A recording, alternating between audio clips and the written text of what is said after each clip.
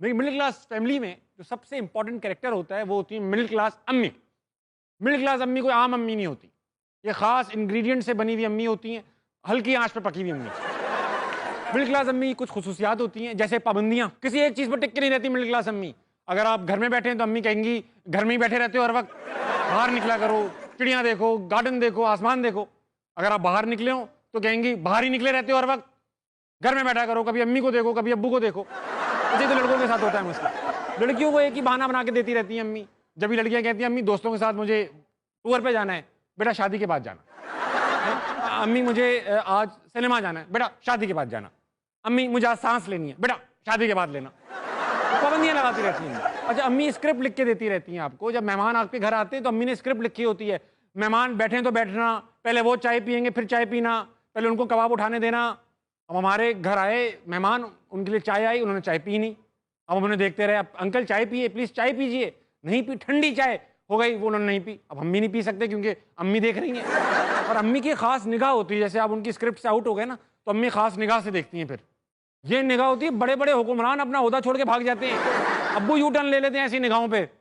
بہت بڑے بڑے لوگ پگھل جاتے ہیں امی کی ایسی نگاہ پہ. بھائی آپ سے اگر کوئی عزیز چیز ہے امی کے پاس تو وہ ہے ڈنر سیٹ. آپ امی سے کہیں گے امی سیٹ کب نکلے گا, کب سیٹ ہوگا یہ ٹیبل پہ, تو امی کہیں گی بیٹا یہ خاص مہمان آئیں گے تو لگے گا.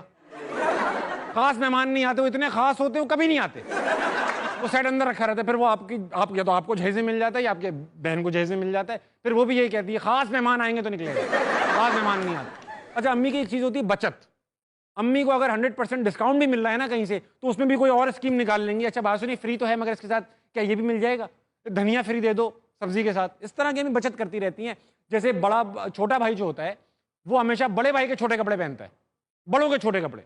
اگر اس سے آپ کو یہ لگے گا شاید بڑوں کی عیاشی ہو رہی ہو, تو بڑوں کی بھی عیاشی نہیں ہوتی, کیونکہ بڑوں کے لیے بھی وہ 2 سائز بڑے کپڑے لے کر آتی ہیں تاکہ لمبا چلے. اچھا, وہ چھوٹے کپڑے جو بڑا نے پہنا پھر چھوٹے نے پہنا, اب وہ چھوٹا پہن کر ایسا نہیں کپڑا ضائع ہو جائے گا, اس سے پہلے بنے گی لنگوٹ, پھر لنگوٹ بھی فارغ ہو جائے گی تو بنے گا کچن کا کپڑا, کچن کا کپڑا بھی فارغ ہو جائے تو وہ گاڑی دھونے کا کپڑا بنے گا. آپ نے اتنا انجوائے نہیں کیا کپڑے کو جتنا کپڑے نے آپ کی پوری فیملی کو انجوائے کیا ہوا ہے. اچھا, گھر میں بہت ساری بیکار چیزیں پڑی ہوں گی, امی آپ کی پھینکتی نہیں وہ چیزیں, بیٹا کام آئیں گی. اب میرے گھر میں ایک ویل چیئر پڑی ہوئی ہے, امی سے میں نے کہا امی کیوں پڑی ہے, بیٹا رکھ دو یہ کام آئے گی. اب ہمارے گھر میں کوئی ویل چیئر استعمال کرنے والا نہیں ہے, مجھے ڈر لگتا رہتا ہے وہ دیکھ دیکھ کے کہ امی کہیں اس کو کام میں لانے کے لیے میرا کام نہ نکال دے. امی بلیک میل بہت کرتی ہیں مڈل کلاس امی, بیٹا دہی لے آؤ, امی میں یہ پڑھ کے لا رہا ہوں, کہاں ہے میرا دوپٹہ میں لے آتی ہوں. اس جملے پہ پھر آپ جاتے ہیں, بیٹا روٹیاں لے آؤ, امی میں سو رہا ہوں, کہاں ہے میرا دوپٹہ میں لے آتی ہوں. اب ایک دن امی نے صرف دوپٹہ مانگا, کہاں ہے میرا دوپٹہ, میں دہی اور انڈے لے آیا. بھائی امی کو اس دن صرف دوپٹہ ہی چاہیے.